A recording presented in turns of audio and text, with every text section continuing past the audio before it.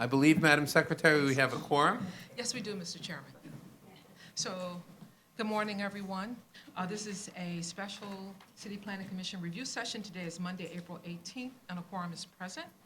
The first and only item on today's agenda is the proposed City Council modification with respect to the East New York rezoning. And presenting will be Corinne Manning from the Brooklyn office. Good morning. You should have on your at each of your places some maps and a letter from City Council describing the modifications that they have proposed to the East New York rezoning, as well as the text amendments for the associated with this rezoning. So there's 7 proposed modifications to the rezoning that I will walk you through, and are also included in the slides you have. The first modification is to change from C44D along portions of Pitkin Avenue under the proposed actions to R7A C24 on, you can see it's about 4 block fronts around Euclid Avenue and 1 block front at Pitkin and Pennsylvania Avenue. This is a modest reduction in density, particularly commercial density in these areas. Second modification is to exclude the area south of Atlantic Avenue and east of Sheffield Avenue from the rezoning area. This is 3 block fronts that front the East New York Industrial Business Zone. They're currently zoned M11, so they will retain that existing M11 zoning with this modification. The third modification is to exclude 2 blocks, 3974 and 3975, from the rezoning area. These 2 blocks are Arlington Village. These blocks are currently zoned for R5 with a C13 overlay on 1 block of Liberty Avenue, so they will retain that existing zoning. This is a site that, as you know, has received a lot of attention as throughout this process. Community groups and advocates have really called for this site to be excluded from the rezoning, and council has proposed that modification.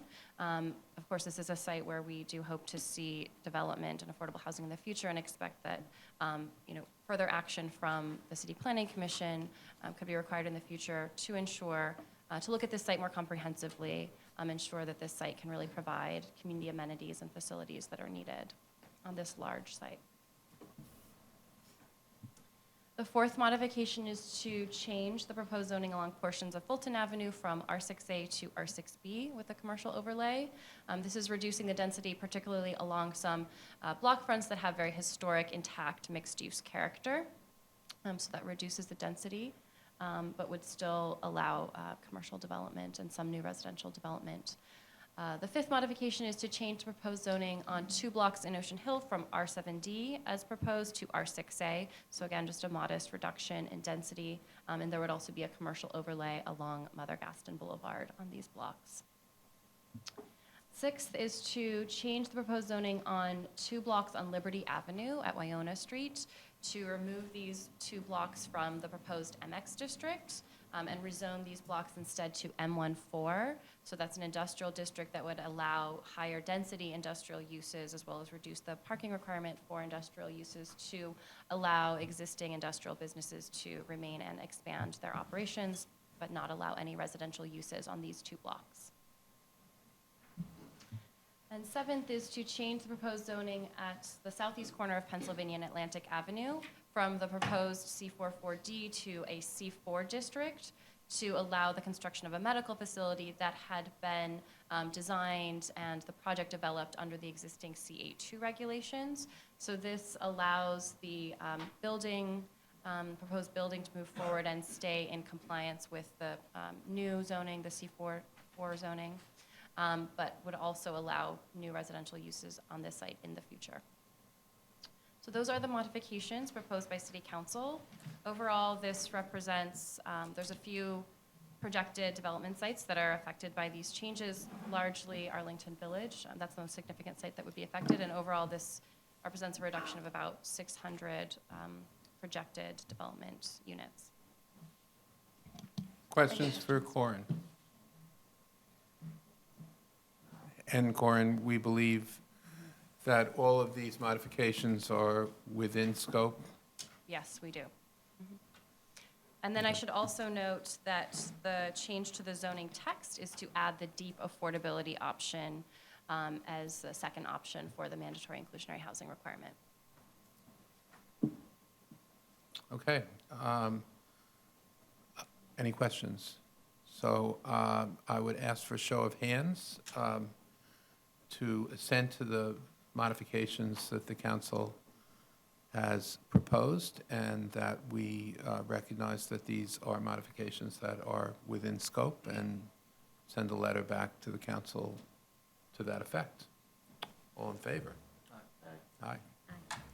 Thank you all very much. I would just add as a postscript to all of this that once again really commend the extraordinary work of Winston, Corin, Carenza, the Brooklyn office particularly, and our capital budget, capital planning division. We will try to get to you a full scope of the total changes and investments that have been committed to in East New York, and programmatic commitments as well. And I think you will all see that this does represent a really comprehensive approach to planning, which we set out to do when we first started this adventure more than 2 years ago. This really goes back to sustainable communities of perhaps 4 years ago when Purnima was running the Brooklyn office. And this has been a long investment of the department's time and resources. And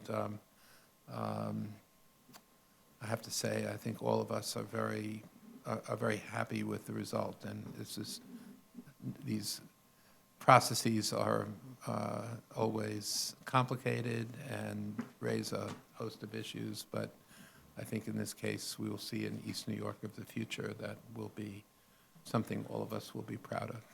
So, thank you all. Madam Secretary, is there any other matter to come before us today? No, Mr. Chairman. I will entertain a motion to adjourn. Thank Enjoy this you. beautiful day, everybody. Congratulations.